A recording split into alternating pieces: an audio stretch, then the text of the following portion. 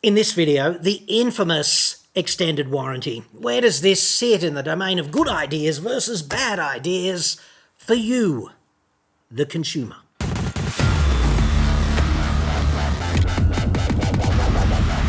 I'm John Cadogan from AutoExpert.com.au, and I get new cars cheap, but Australia only. Website, card, with the formalities out of the way. This is one of the most common emails I get. I get dozens of these every week, and basically it works like this. Let's say you bought a brand new car like 5 years ago or so, and the factory warranty will therefore, on the balance of probabilities, imminently expire, and therefore the dealership can sniff a money-making opportunity over the frickin' horizon. And the only question is, are you going to be today's cash cow? So, you get this email and it says, if you don't send us money, the rivers will run as blood. There'll be a plague of frogs. Scott Morrison might even knock on the door and say, no, I am your father. Nobody wants that. So you are sort of motivated by fear to send them money because of all of these negative things that could occur. And the only question is this a good idea or not? I got this particular email from a dude whose initials are Envy. Envy. I'm just going to call him Greenwith and go with that. Greenwith goes, Auto Expert team, please refer to the extended warranty offer from the dealership, which is this multi-page document with a bunch of links in it that make it easy to spend money with the dealership to avert the ScoMo fatherhood issue. Act swiftly as this offer expires at the end June. So, written by somebody almost but not quite literate. Well done. They sent it on the 29th of June. Act swiftly. This offer expires at the end June. Pretty much sums it up, doesn't it? Where does this sit in the domain of good ideas and bad ideas? Greenwith goes, are these common offerings and are these worth it? Thanks, kind regards, Greenwith. All right, so in the offer from the dealership, dear Greenwith, this is a final reminder to extend the warranty cover on your fine automobile, rego, blah, blah, blah. Act swiftly. This offer expires at the end of June. Well, there is no bin. Let's break that down.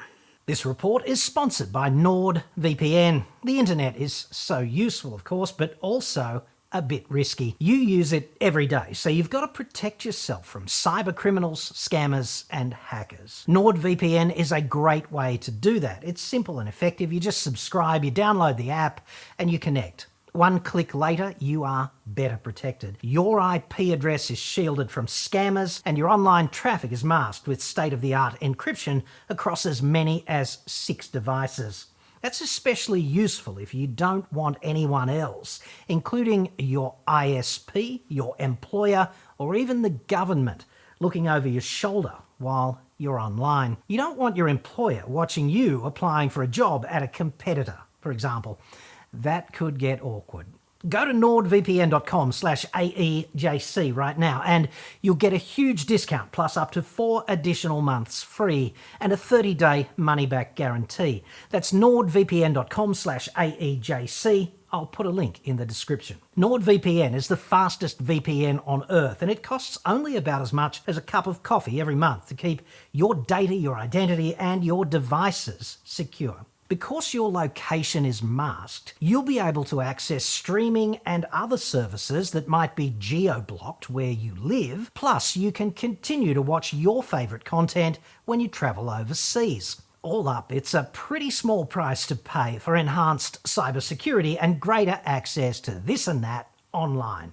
Go to nordvpn.com/AEJC now to get more secure and enjoy a juicy discount plus those extra months of free subscription time. It's totally risk-free with Nord's 30-day money-back guarantee. That's nordvpn.com/AEJC, link in the description, and thanks to Nord for sponsoring this episode. Personally, I'd be entirely skeptical of anything that's being sold to me on the basis of fear, especially if there's a veneer of time pressure, like fake time pressure overlaid over the top. And it's designed just to crunch you so that you do the conservative thing and send money to mitigate risk, right?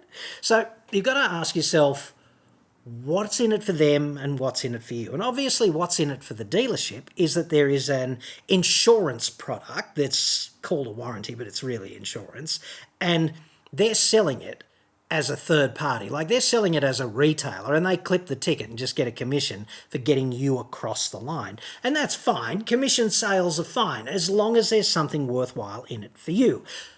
So what do you get? It's not as if you get nothing when the factory warranty runs out, because you've got the protection offered by consumer law. Consumer law is a monolith and it's not perfect, but it's a lot better than the situation elsewhere in the developed world.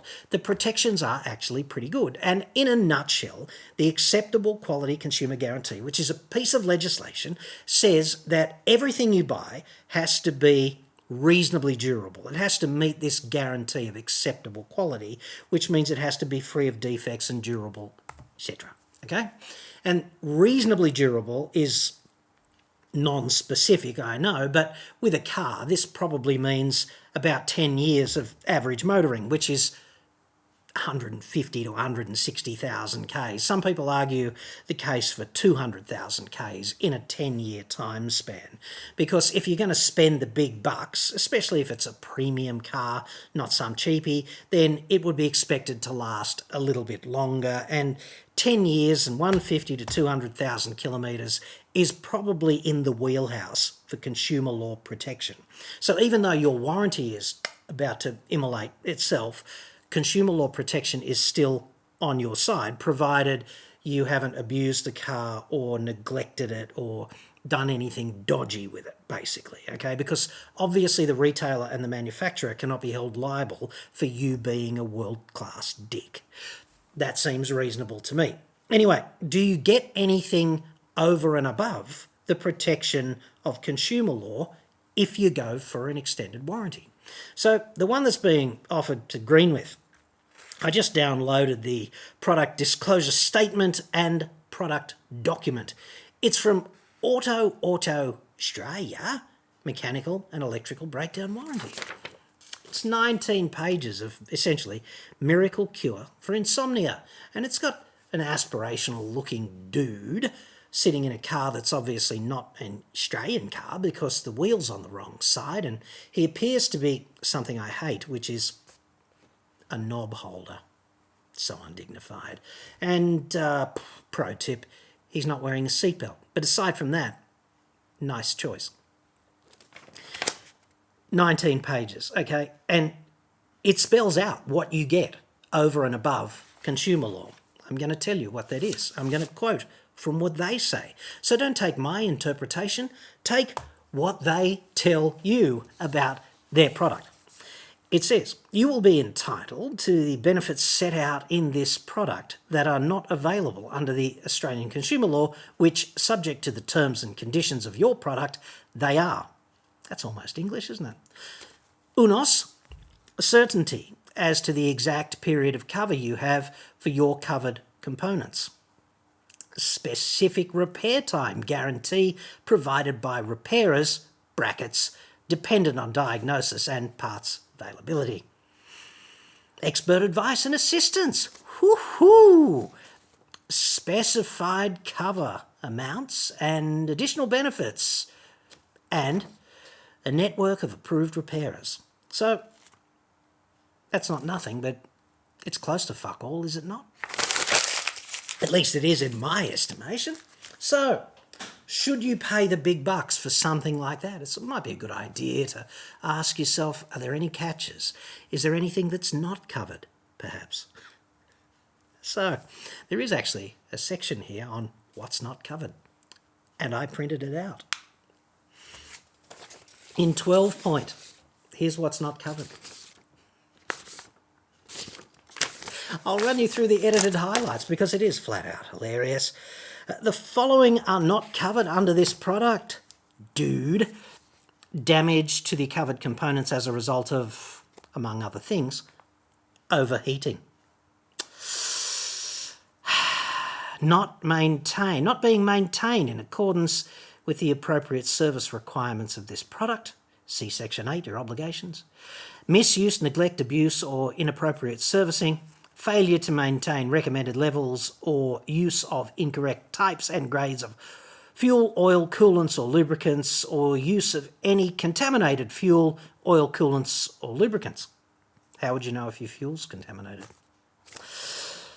What's also not covered? Corrosion, rust, fire, illegal use, so no bank jobs, blah, blah, blah, war, terrorism, invasion, or resulting from nuclear fission, fusion or radioactivity. So they are quite thorough on what's not covered. Water leaks, oil seals, O-rings, belts, timing belts and hoses, also not covered.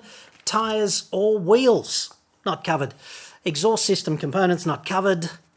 Noisy parts or components in the absence of their mechanical failure. So they can be screaming their cha-chas off, but if they're still working, live with it, dude.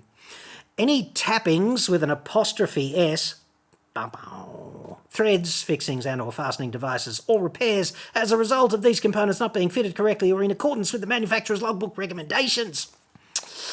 Interior trim components, including but not limited to seats, seat belts, excluding mechanical and electrical components, storage compartments, cup holders, ashtrays, components made of glass and or decorative fascia components, paintwork, panel and bodywork, and all related motor vehicle components, etc. Any damage due to misuse, fire, accident, theft, police incident, submersion in water, costs associated with or related to diagnosing, dismantling and reassembling the motor vehicle, or consumables lost or required to be replaced unless accepted as part of an unauthorised claim. It might have saved paper, or PDF space ultimately, if perhaps they just made a list of what is covered and just said everything else isn't, I'd suggest. Whereas with consumer law, it's really simple. Does the vehicle meet the durability expectations of a reasonable consumer of that vehicle? In other words, wear and tear, abuse by you, failure to service the car and other aspects of neglect, parking it in the frickin' ocean, modifying it and wearing it out prematurely, or causing something else to break as a result of remapping the engine and putting that 6-inch lift and those 37-inch tyres on that Ford Ranger just by way of compensation, etc. Those things aren't covered. They're not covered here and they're not covered by Australian consumer law, but when I read all of the things that are not covered, honestly, dude, I just say, well, Australian consumer law covers you for any failure that results in the vehicle not being reasonably durable. It does not have these 3 pages of 12-point exclusions, which are really just the ultimate get-out-of-jail-free card when you put a whole bunch of lawyers loose on a project. And although that's not the case with this particular policy, you should also be extremely concerned about any extended warranty that forces you or locks you into servicing with a particular provider, like a particular dealership. Because if that happens and you're on holidays, 3 years down the track or something, and the service reminder comes up and you think, Jesus, I better get the car serviced. If you get the car serviced somewhere else, the contract is void. So if your engine blows up 18 months down the track from that, then they just look at that and go, you didn't get the car serviced with us back, 18 months ago, and we're not going to help you. And that kind of sucks after you dump the big bucks on them for a policy, and then you pay through the nose for the servicing, because once you're locked in, the floodgates just open and the decimal point in the invoice just takes a couple of jumps to the right. So there's that. I'd suggest that it's a free country, dude. You can sign up for one of these policies. And I stress, the auto one doesn't lock you into servicing at a particular provider, but plenty of extended warranties do. But all of these exclusions, the incredible length that a bunch of lawyers have gone to basically produce a 19-page document saying this is on you and that's on you and we're not covering that. If that doesn't send 100 alarm bells ringing in your head, despite the, well-coiffed knob holder on the front cover and the fact that you might like to look like him even though you might be closer to my age and looking at your father in the mirror every morning, despite all the clever marketing and clever lawyering, I'd suggest just save your money, dude. And if the car is not reasonably durable, you are still absolutely protected, and you should buy a car from a manufacturer with a good reputation for sticking by its obligations under Australian consumer law. And then all you've got to do is honour your obligations to not fail to service the car and not park it in the ocean and not do those absurd modifications and expect a free fix as well. Like, as long as you play by the rules and you do business with a car maker that plays by the rules, there is absolutely no need, in my view, for an extended warranty. And when you look at their statement of what you get in addition to consumer law protection, it honestly seems like nothing to me, or at least nothing tangible.